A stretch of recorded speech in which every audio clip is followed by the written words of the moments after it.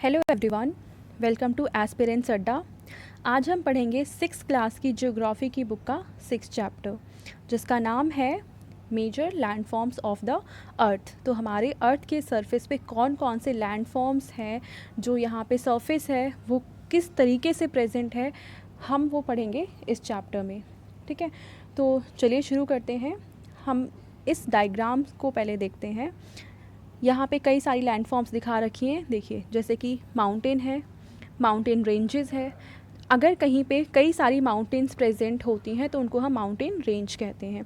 यहाँ पे हिल है, बेसिन है, प्लेट्यूज़ है, प्लेन सरफेस है। इसके अलावा हम पेनिनसुला देख सकते हैं। फिर यहाँ पे आइलैंड है। तो ये सारे वो मतलब हमारे अर्थ के सरफेस के पार्ट्स हैं, जिनको हम लैंड फॉर्म्स कहेंगे। ठीक है, ये लैंड के अलग अलग फॉर्म्स हैं। अब देखिए, within the earth a continuous movement is taking place. The first और the internal process leads to the upliftment and sinking of the earth surface at several places। अब अगर हम अपने अर्थ के सरफेस पे ये अलग अलग लैंडफॉर्म्स देख रहे हैं तो कुछ ना कुछ तो फैक्टर्स होंगे इनके लिए रिस्पॉन्सिबल, जो इनको अलग अलग शेप एंड साइज़ प्रोवाइड कर रहे हैं। तो दो प्रोसेस हैं जो हमारे सरफेस पे एक्ट करते हैं। एक को हम कहते हैं इंटरनल प्रोसेस और दूसरे को हम कहेंगे एक्सटर्नल प्रोसेस। तो इंटरनल प्रोसेस क्या है उसे समझने के लिए हम देखते हैं। जैसे मान लो 5th चैप्टर में हमने ऑलरेडी पढ़ा हुआ है कि ये अर्थ है, इसके सेंटर में कोर है, कोर के जस्ट आउटर सरफेस जो है उसको हम कहते हैं मेंटल, और मेंटल के जस्ट बाहर वाली जो लेयर है यानी आउटर मोस्ट लेयर है उसको हम कहते हैं क्रस्ट। और हमने ये भी पढ़ा था कि क्रस्ट और मेंटल का अपर थोड़ा सा लेयर, इसको मिलाकर हम बोलते हैं लिथोस्फेयर। ठीक है, अब ये जो लिथोस्फेयर है कॉन्टीन्यूअस एक लेयर नहीं है, इसके कई सारे पार्ट्स हैं। इसको अगर हम ऐसा मान लें कि ये हमारी है लिथोस्फेयर, तो इसको हम कई टुकड़ों में डिवाइड कर सकते हैं। ठीक है, यानी ये कई पार्ट्स में डिवाइडेड है, एक कॉन्टीन्यूअस नहीं है, जुड़ी हुई नहीं है। और ये अलग अलग पार्ट्स को हम नाम देते हैं प्लेट्स। ठीक है, ये फर्स्ट प्लेट है, सेकंड है, थर्ड है, फोर्थ है, फिफ्थ है। तो ये अलग अलग प्लेट्स हैं जो कि लिथोस्फेयर है। ठीक है, और लिथोस्फेयर के नीचे जो मेंटल है वो भी लिक्विड से बना हुआ होता है और उस लिक्विड में भी कॉन्टीन्यूसली मूवमेंट हो रही होती है। तो इसका मतलब हमारे अर्थ के अंदर मेंटल भी कंटिन्यूसली मूव कर रहा है और उसके ऊपर जो लिथोस्फेयर है वो भी कंटिन्यूसली मूव कर रहे हैं। हालांकि इनकी स्पीड बहुत कम होती है बट फिर भी इनमें मूवमेंट होती है। और इन प्लेट्स की मूवमेंट की वजह से और इंटरनल जो मेंटल है उसमें मूवमेंट की वजह से हमारे अर्थ पे चेंजेस आते हैं, ये लैंड फॉर्म्स बनते हैं। ठीक है, यानी प्लेट की मूवमेंट्स है, देन अर्थक्वेक आता है, फिर वोल्केनिक इरप्शन होता है। तो इन सब से हमारे लैंड के सरफेस पे चेंजेस आते हैं और इनको हम कहेंगे इंटरनल प्रोसेस। अब दूसरा हम देखते हैं वो है एक्सटर्नल प्रोसेस। एक्सटर्नल मतलब बाहरी, तो वो सारे प्रोसेस जो बाहरी तौर पे हमारे सरफेस को इफ़ेक्ट करते हैं, प्रभावित करते हैं, उनको हम कहेंगे एक्सटर्नल प्रोसेस। इसमें दो चीज़ें होती हैं, पहला है इरोजन और दूसरा है डिपोजिशन। अब देखो, मान लो ये माउंटेन है, इसके ऊपर ग्लेशियर है। ग्लेशियर में मान लो गर्मी बढ़ने की वजह से वो थोड़े पिघलने शुरू होते हैं और पिघलने की वजह से ये पानी नीचे आ जाता है। अब ये पानी अकेले तो आएगा नहीं, तो ये अपने साथ ये जो माउंटेन है इसको थोड़ा थोड़ा इरोड करती रहती हैं, थोड़ा थोड़ा काटती रहती हैं, और जो भी यहाँ से सॉइल है, रॉक है, वो इस वाटर के साथ नीचे आ जाएगा। ठीक है, तो इस तरीके से किसी सरफेस का कटना, चाहे वो वाटर की वजह से हो, ग्लेशियर की वजह से हो, एयर की वजह से हो, लिविंग ऑर्गेनिजम्स की वजह से हो या माइक्रो ऑर्गेनिजम्स की वजह से हो, तो इन सब वजहों से जब किसी सरफेस में कटाव आता है तो उसको हम कहेंगे इरोजन, यानी किसी सरफेस की हाइट को कम करने का काम करता है इरोजन। ठीक है, अब यहाँ इरोड होने के बाद ये जो भी चीज़ें यहाँ से मूव कर रही है, सॉइल है या रॉक है, वो आगे जाके कहीं ना किसी सरफेस पे तो इसका डिपोजिशन होगा, कहीं तो ये इकट्ठा होगी, या तो वहाँ की हाइट को बढ़ाएंगी या फिर सरफेस एरिया को इंक्रीज़ करेंगी। तो जहाँ पे ये जाकर इकट्ठे हो जाएंगे, ठीक है, उसको हम कहेंगे मतलब कि ये जो मटेरियल्स है वहाँ पे डिपॉजिट हो गए हैं। ये जो प्रोसेस है वो कहलाएगा डिपोजिशन। यानी इरोजन का जो नेक्स्ट स्टेप है वो है डिपोजिशन। एक जगह से सॉइल का इरोजन होगा और दूसरी जगह वो जाके डिपॉजिट हो जाएगी। तो इस तरीके से भी हमारे लैंड में एक्सटर्नली चेंजेस आते हैं। विंड है, एयर है, विंड है, वाटर है, ग्लेशियर्स हैं, जैसे कहीं पे लेक है, कहीं पे रिवर्स हैं। तो इनकी मूवमेंट जो है माइक्रो ऑर्गेनिज़म्स है। इवन हम खुद अगर हम कहीं पे रह रहे हैं तो हम अपने आसपास चेंजेस लाते हैं लैंड फॉर्म्स में। कहीं पे हम हो सकता है रॉक्स हैं तो हम उसे काट कर कुछ बना दें वहाँ पे, या रास्ता हमें बनाना है तो हम उस रॉक को वहाँ पे कट करेंगे। तो इस तरीके से हम चेंजेस करते हैं एक्सटर्नली। कुछ तो नेचुरली होती हैं और कुछ हम भी करते हैं उसमें, ठीक है। हमारा भी रिस्पॉन्सिबिलिटी मतलब हमारा भी योगदान होता है इसमें। हालांकि वो पॉजिटिव नहीं होता है, वो इम्बैलेंस क्रिएट करता है अर्थ के सरफेस पे, बट दोनों रीजंस होते हैं। तो अब अगर हम अर्थ की सरफेस को डिवाइड करना चाहें तो हम 3 पार्ट्स में इसे डिवाइड कर सकते हैं। पहला है माउंटेन यानी लैंड फॉर्म्स। पहली है माउंटेन, सेकंड है प्लेट्यूज एंड थर्ड है प्लेन्स। तो सबसे पहले हम यहाँ पे पढ़ेंगे माउंटेन्स के बारे में। तो माउंटेन्स क्या होते हैं, जनरली अगर हमारा सरफेस लेवल ये है तो इससे काफ़ी हाइट पे कुछ रेंजेस उठी होती हैं, ठीक है। इसको ही हम कहते हैं माउंटेन। यानी हमारे अर्थ का सरफेस कहीं कहीं पे थोड़ा एलिवेटेड होता है, उठा हुआ होता है, तो इसे ही हम कहेंगे माउंटेन्स। माउंटेन्स का फीचर क्या है कि जनरली बेस पे काफ़ी ब्रॉड होता है, लेकिन हाइट बढ़ते बढ़ते ये काफ़ी पतला हो जाता है, ये बिल्कुल पॉइंटेड भी हो सकता है, ठीक है।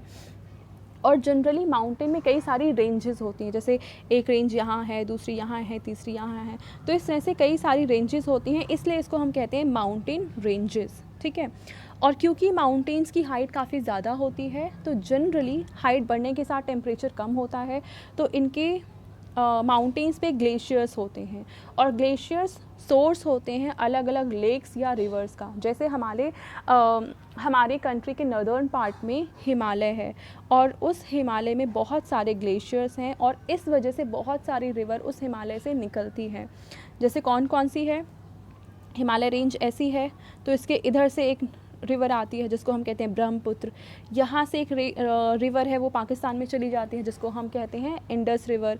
फिर यहाँ से एक रिवर निकलती है जिसको हम गंगा कहते हैं, इसके बगल से यमुना रिवर निकलती है, फिर सतलज है। ऐसे बहुत सारी रिवर हैं जो यहाँ से इस माउंटेन रेंजेस से निकल रही हैं, ठीक है। और इसका रीज़न यही है कि माउंटेन्स पे ग्लेशियर्स होते हैं और वो ग्लेशियर्स इस रिवर का सोर्स होते हैं। और यहाँ पे बहुत सारी लेक्स भी हैं जो रिवर्स जहाँ से ओरिजिनेट हो रही हैं। तो माउंटेन्स कहीं ना कहीं हमें एक अच्छी कंडीशन प्रोवाइड करते हैं लिविंग की, मतलब हमें वाटर की सप्लाई कॉन्टीन्यूसली माउंटेन्स प्रोवाइड करते रहते हैं ग्लेशियर्स एंड रिवर्स के थ्रू, ठीक है। हाँ, लेकिन प्रॉब्लम यहाँ पे ये होती है कि हमें ये वाटर रिसोर्सेज तो बहुत अच्छे से प्रोवाइड कर सकते हैं, पर क्योंकि इनकी हाइट काफ़ी ज़्यादा होती है और इनका जो स्लोप है आप देख रहे हैं ऐसा है, तो यहाँ पे खेती करना, किसी क्रॉप को ग्रो करना काफ़ी टफ़ होता है। हालांकि माउंटेन्स पे भी कुछ तरीके की फार्मिंग्स एक्टिविटी की जाती हैं, पर यहाँ पे फार्मिंग एक्टिविटी करना बहुत ज़्यादा मतलब ईज़ी नहीं होता है, काफ़ी टफ़ होता है, क्योंकि यहाँ पे इरिगेशन में प्रॉब्लम आती है। और जो एक नॉर्मल सरफेस पे आप जिस तरीके से क्रॉप्स को ग्रो कर सकते हैं, वो इस तरीके की क्रॉप्स यहाँ पे ग्रो नहीं होती हैं। वो कौन कौन सी टाइप्स की क्रॉप्स हैं और किस तरीके से माउंटेन्स पे ग्रो की जाती हैं उसको हम आगे देखेंगे अगली क्लासेस में, ठीक है। बस हमें यहाँ समझना ये है कि यहाँ पे ह्यूमन सेटलमेंट कम होती है, क्योंकि यहाँ पे घर बनाना, ट्रांसपोर्टेशन और फार्मिंग एक्टिविटी इनके टैलेंट की वजह से काफ़ी कम हो पाती है। अब हम आगे बढ़ते हैं। हमने ऊपर भी देखा था डायग्राम में कि जहाँ पे माउंटेन्स में be arranged in a line known as ranges. जैसे एक माउंटेन यहाँ पे है, दूसरा यहाँ है, तीसरा यहाँ है, चौथा यहाँ है, तो ये इस तरह से अरेंज होती है एक सीक्वेंस में, तो इसको हम माउंटेन रेंजेस कहते हैं, ठीक है। अब इसके अलावा ये जो माउंटेन रेंजेस है ये कुछ किलोमीटर या बहुत बड़े एरिया में भी हो सकती हैं। ये छोटे माउंटेन्स भी हो सकते हैं, जैसे कि हमने 5th चैप्टर में देखा है आल्प्स है यूरोप में, वो एक छोटी सी रेंज है। और हिमालयन इंडिया में जो है वो बहुत बड़ी रेंज है। एंडीज़ जो कि साउथ अमेरिका में है वो बहुत बड़ी रेंज है। तो इस तरह से छोटी रेंजेस भी होती हैं और ये बहुत बड़ी रेंजेस भी होती हैं, ठीक है। अब माउंटेन्स जनरली 3 टाइप्स के होते हैं। पहला है फोल्ड माउंटेन, दूसरा है ब्लॉक माउंटेन एंड तीसरा है वल्केनिक माउंटेन। अब देखो जब मैंने बताया आपको कि हमारी जो अर्थ की सरफेस यानी लिथोस्फेयर है उसमें कई सारे प्लेट्स हैं, ठीक है। तो अक्सर क्या होती है, ये प्लेट्स मूव करती हैं। जैसे मान लो एक प्लेट यहाँ पे है, दूसरी प्लेट यहाँ पे है, ये वाली प्लेट इधर मूव कर रही है और ये वाली प्लेट इधर मूव कर रही है। तो जैसे ही एक दूसरे से टकराएंगे तो टकराने से क्या होता है, एग्जाम्पल ले लो कि 2 साइकिल्स हैं या 2 गाड़ियाँ हैं, आपस में एक दूसरे के नज़दीक आ रही है स्पीड से, जैसे ही टकराएंगे तो वो ऊपर उठ जाती हैं। तो सेम ऐसे यहाँ पे होगा, जैसे ही ये प्लेट और ये प्लेट आपस में टकराएंगे तो यहाँ पे थोड़ा सा ये ऊपर उठ जाएंगे, और जैसे जैसे ये और पास आती जाएगी प्लेट्स तो ये जो एलिवेशन है वो बढ़ता चला जाएगा, और इस एलिवेशन से ही जो सरफेस बनेगी उसको हम कहेंगे माउंटेन। तो इस तरीके से बनते हैं फोल्ड माउंटेन्स, क्योंकि 2 प्लेट्स आपस में पास आ रही हैं और ये पास आने के बाद फोल्ड हो जा रही हैं, ऊपर उठ जा रही हैं, और इस वजह से माउंटेन क्रिएट हो रहा है, तो इसको हम कहेंगे फोल्ड माउंटेन। अगर हम ब्लॉक माउंटेन की बात करें तो ये सेम प्रोसेस होता है, लेकिन थोड़ा इसमें डिफरेंट है। क्या, देखो एक प्लेट ये है, दूसरी प्लेट मान लो इसके पास में ऐसी ही है। अब होगा क्या कि ये प्लेट इधर मूव कर रही है और ये प्लेट इधर मूव कर रही है।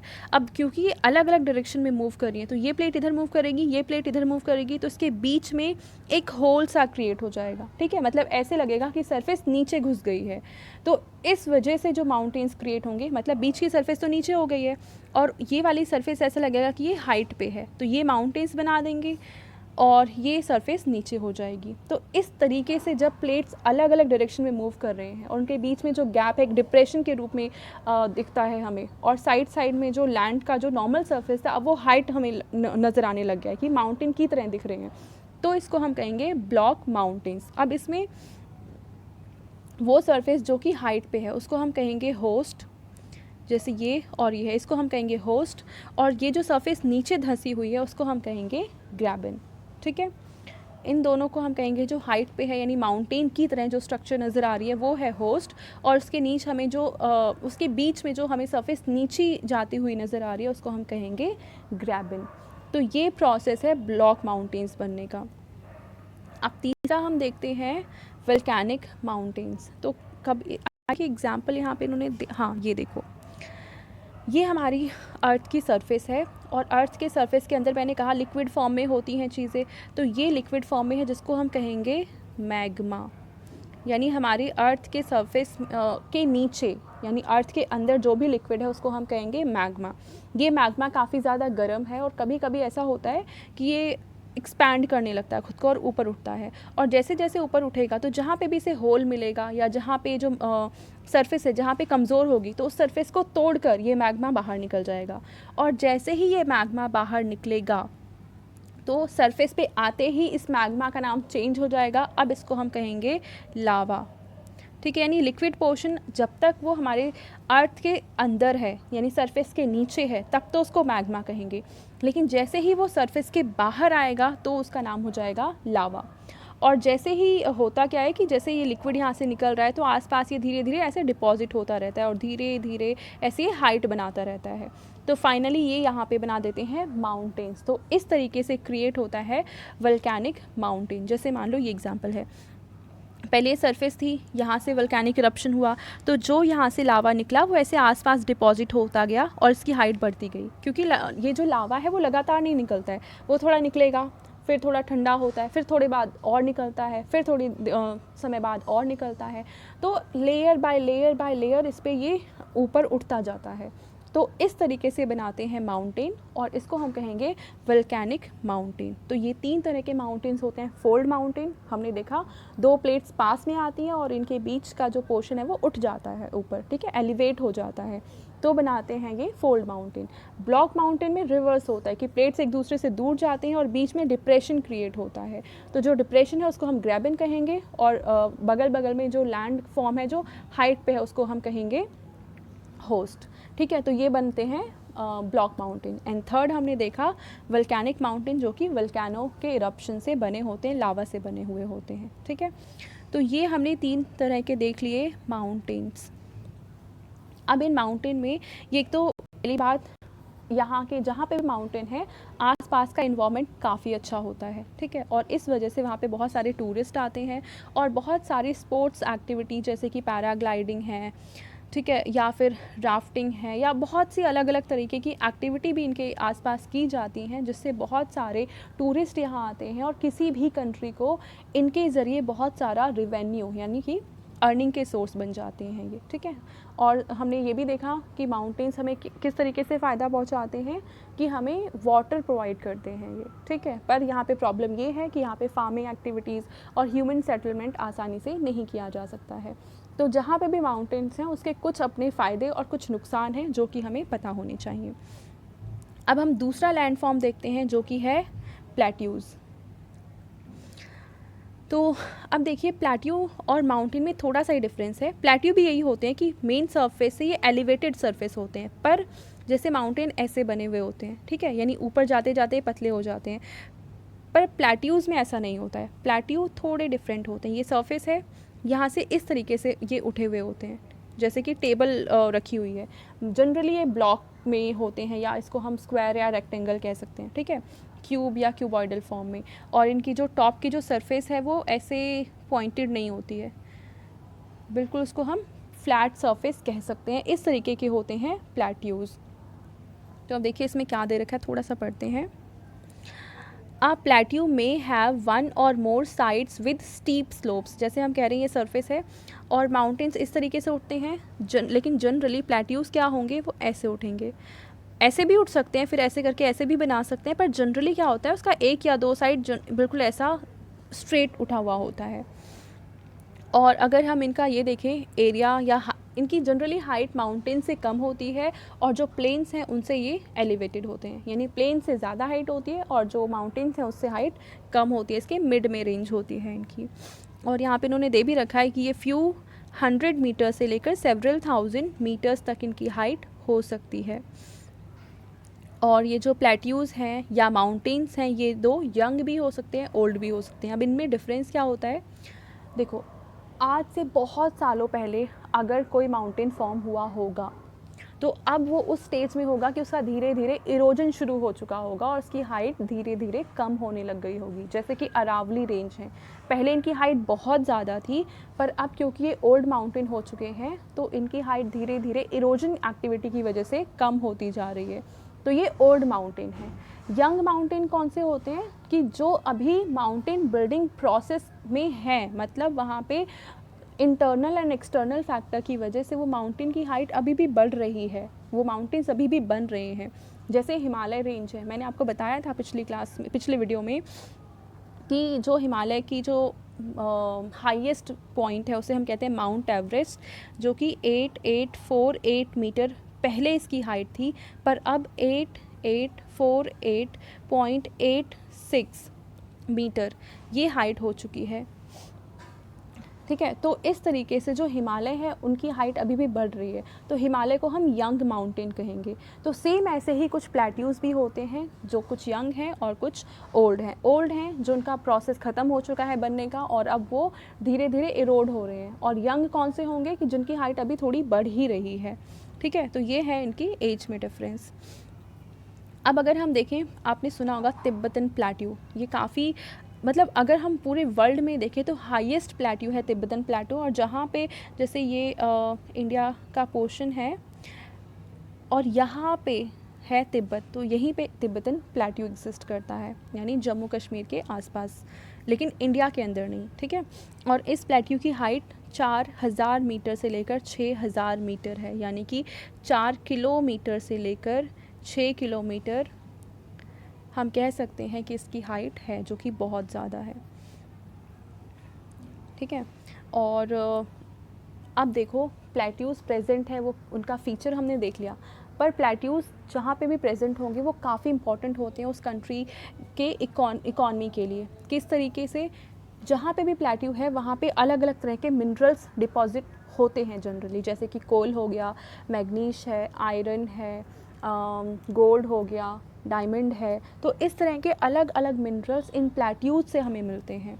और इंडिया में हमने देखा है झारखंड साइड में या फिर ये जो दक्कन प्लेट्यू है, ये पूरा प्लेट्यू ही तो है और यहाँ पे बहुत सारे मिनरल रिसोर्सेज हमें मिलते हैं।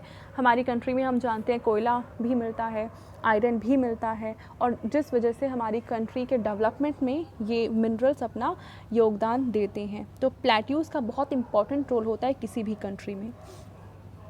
अब कुछ हम प्लेट्यूज़ के बारे में पढ़ते हैं। देखिए, पहला है अफ्रीकन प्लेट्यू, उन्होंने दे रखा है। ये अफ्रीकन प्लेट्यू कहाँ पे है? अफ्रीका कॉन्टिनेंट में है। और ये प्लेट्यू काफ़ी फेमस है किन चीज़ों के लिए? गोल्ड के लिए और डायमंड के लिए। और इंडिया में इन्होंने बता रखा है कि एक प्लेट्यू है जो कि है छोटा नागपुर प्लेट्यू। ये है झारखंड वाले रीजन में, ठीक है। तो यहाँ से हम कोल और आयरन और इस तरह के मिनरल्स को निकालते हैं और उसको यूज़ करते हैं, जो हमारी इकॉनमी में काफ़ी ज़्यादा इम्पोर्टेंट है। इसके अलावा इन प्लेट्यूज़ में कुछ वाटरफॉल्स होते हैं, कुछ रिवर के सोर्सेज, जैसे मैंने बताया कि माउंटेन जो है वो रिवर का सोर्स, वाटर का सोर्स होता है। तो सेम ऐसे ही प्लेट्यूज़ की हाइट भी काफ़ी अच्छी खासी होती है, तो वहाँ से भी वाटरफॉल एंड रिवर के सोर्सेज हो सकते हैं, ठीक है। और ये जो वाटरफॉल हैं काफ़ी ज़्यादा इम्पॉर्टेंट भी होते हैं। कुछ इन्होंने वाटरफॉल के एग्जांपल दे रखे हैं, जैसे कि छोटा नागपुर के प्लेट्यू में एक वाटरफॉल है जिसको इन्होंने नाम दिया है हुंड्रू, ठीक है। और ये किस रिवर पे बना है? तो सुबर्ण रेखा रिवर पे बना है। छोटा नागपुर प्लेट्यू है झारखंड में, वहाँ पे एक इन्होंने बता रखा है रिवर है सुबर्ण रेखा रिवर, और वहाँ से वाटरफॉल जो है उसको हमने नाम दिया है हुंड्रू वाटरफॉल। तो एग्ज़ाम में क्वेश्चन ये पूछ सकते हैं कि हुंड्रू वाटरफॉल कौन सी रिवर पे है? तो नाम आएगा सुबर्ण रेखा। और ये कौन से प्लेट्यू में है? तो छोटा नागपुर का प्लेट्यू। दूसरा जो हमने वाटरफॉल देखा वो है जोग फॉल, जो कि कर्नाटक में है, और ये सिचुएटेड है शरावती रिवर पे, ठीक है। तो इसके लिए भी, और ये जोग फॉल काफ़ी इंपॉर्टेंट है, अक्सर एग्ज़ाम में पूछा जाता है। और जोग फॉल का एक और नाम है गरसोपा फॉल भी इसे कहते हैं, ठीक है। तो जैसे कि हमारे माउंटेन्स इंपॉर्टेंट हैं, टूरिस्ट स्पॉट बन जाते हैं, वो बहुत सारे टूरिस्ट आते हैं वहाँ के इन्वामेंट, वहाँ के वेदर की वजह से। सेम ऐसे ही जो प्लेट्यूज़ हैं वहाँ पे भी इस तरह की टूरिस्ट एक्टिविटी हम देख सकते हैं। वहाँ पे भी बहुत सारे लोग आते हैं और विज़िट करते हैं ऐसे एरियाज़ को, ठीक है। तो हमने माउंटेन्स एंड प्लेट्यूज़ तो पढ़ लिए। उसके बाद हम देखते हैं प्लेन्स की हाइट जो है वो जनरली सी सरफेस जो लेवल है उससे बहुत ज़्यादा नहीं होती है। उनकी हाइट जो सी सरफेस लेवल है उससे 200 मीटर से कम होती है, मतलब मैक्सिमम 200 मीटर या उससे कम होती है हाइट, यानी इनकी हाइट सी सरफेस से बहुत ज़्यादा नहीं होती है। और ये क्योंकि प्लेन सरफेस है तो यहाँ पे लैंड जो है वो काफ़ी फर्टाइल होती है, और इस वजह से यहाँ पे फार्मिंग एक्टिविटी काफ़ी की जाती है। और फार्मिंग एक्टिविटी हो रही है, लैंड प्लेन है, तो ह्यूमन सेटलमेंट भी अच्छा खासा होता है। ट्रांसपोर्ट की जो एक्टिविटीज़ हैं वो भी यहाँ पे अच्छे से हो सकती हैं। तो इस तरीके से जो भी प्लेन एरिया है ना, जैसे हम इंडिया में देखें तो यूपी, बिहार, पंजाब, ये जो एरिया है वो प्लेन एरिया है, और इसलिए यहाँ पे पॉपुलेशन बहुत ज़्यादा है, डेंसिटी बहुत ज़्यादा है, ट्रांसपोर्टेशन के जो साधन है वो बहुत ज़्यादा है यहाँ पे। और क्रॉपिंग पैटर्न भी यहाँ पे हम देख सकते हैं, काफ़ी सारी चीज़ें, काफ़ी फसलें उगाई जाती हैं। तो ये इम्पॉर्टेंस है कि कहीं भी प्लेन होने का। और इन प्लेन्स में बहुत सारी रिवर्स भी, जो रिवर जैसे हिमालय से गंगा है और अलग अलग रिवर्स निकलती हैं, वो इन प्लेन से ही गुजरती हैं। तो इस प्लेन में वो सारा डिपॉजिशन जो माउंटेन्स वगैरह से लेकर आती हैं वो प्लेन में डिपॉजिट करती हैं, और इस वजह से प्लेन जो है वो काफ़ी फर्टाइल बन जाता है और वहाँ पे क्रॉप्स एंड फार्मिंग एक्टिविटी काफ़ी ज़्यादा हो पाती है, ठीक है। और इस तरीके से इम्पॉर्टेंट है हमारे प्लेन किसी भी कंट्री के लिए, ठीक है। ये इंडिया का एरिया है, और यहाँ से एक रिवर आती है गंगा रिवर, और यहाँ से एक आती है ब्रह्मपुत्र रिवर। तो इसके बीच का ये जो पूरा एरिया है वो प्लेन एरिया है, जहाँ पे इंडिया में यूपी, बिहार, वेस्ट बंगाल, यहाँ पंजाब, ये सारा एरिया आता है।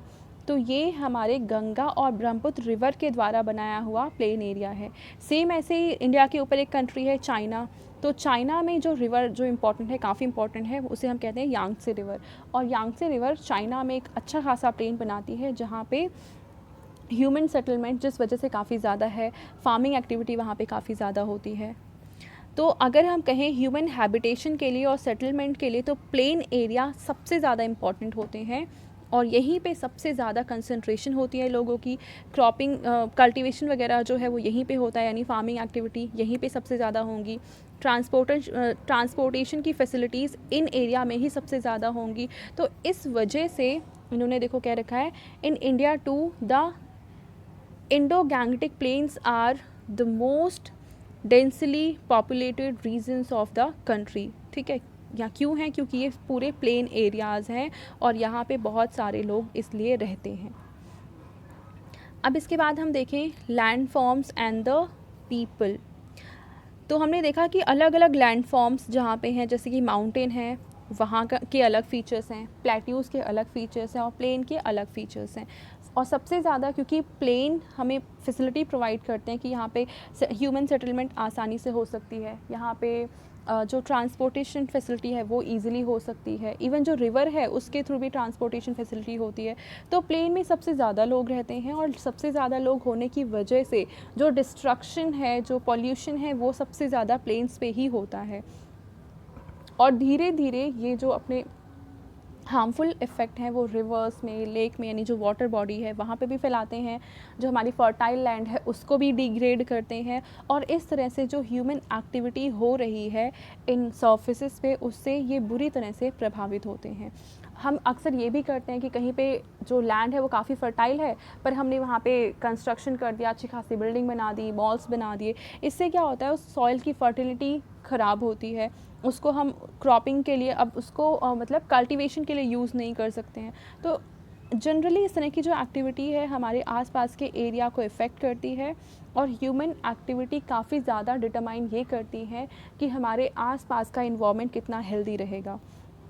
तो अगर हम ये देख रहे हैं ना कि अक्सर इंडिया में जैसे बिहार वगैरह की साइड में हम सुनते हैं कि फ्लड्स आ रहे हैं, या अक्सर जो है ड्रॉट्स की सिचुएशन आती हैं, या अक्सर साइक्लोन्स काफ़ी ज़्यादा, इवन अब तो हम ये भी देख रहे हैं कि साइक्लोन काफ़ी ज़्यादा आने लग गए हैं और उनकी इंटेंसिटी भी काफ़ी ज़्यादा बढ़ गई है। तो वो सब इसलिए ही हो रहा है क्योंकि हम अपने लैंड फॉर्म्स में चेंजेस कर रहे हैं, यानी लैंड जहाँ हम रह रहे हैं वहाँ पे हम अपने तरीके से कुछ भी चेंज कर रहे हैं, जो कि ओवरऑल इस लैंड के जो बैलेंस है उसको इफ़ेक्ट कर रहा है।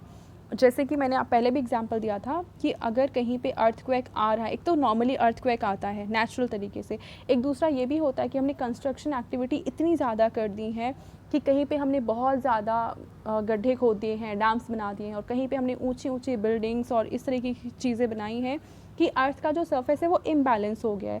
और उसको बैलेंस करने के लिए फिर हम देखते हैं कि अर्थक्वेक वगैरह आते हैं और उससे बहुत सारा डिस्ट्रक्शन होता है। 2015 में अगर आपको याद हो तो नेपाल में एक अर्थक्वेक आया था जिससे कि पूरा नेपाल ही एक तरह से हम कहते हैं तहस नहस हो गया था। तो ये सारी एक्टिविटीज़ हैं जो हमारे, जो हम जहाँ पे भी सेटल हैं, हमारे आसपास एक्टिविटी जो हम कर रहे हैं उसको नेगेटिवली कहीं ना कहीं हम अपने इन्वायरमेंट को इफ़ेक्ट कर रहे हैं।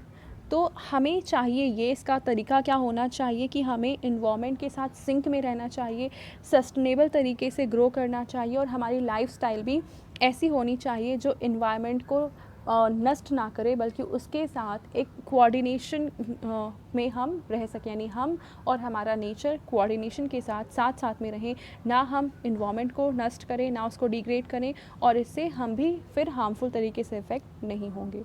तो ये हमारा चैप्टर था। आई होप आपको ये चैप्टर अच्छे से समझ में आया होगा। अगर आपको ये चैप्टर समझ में आया है अच्छे से तो प्लीज़ इस वीडियो को लाइक करें, शेयर करें, सब्सक्राइब करें। Thank you.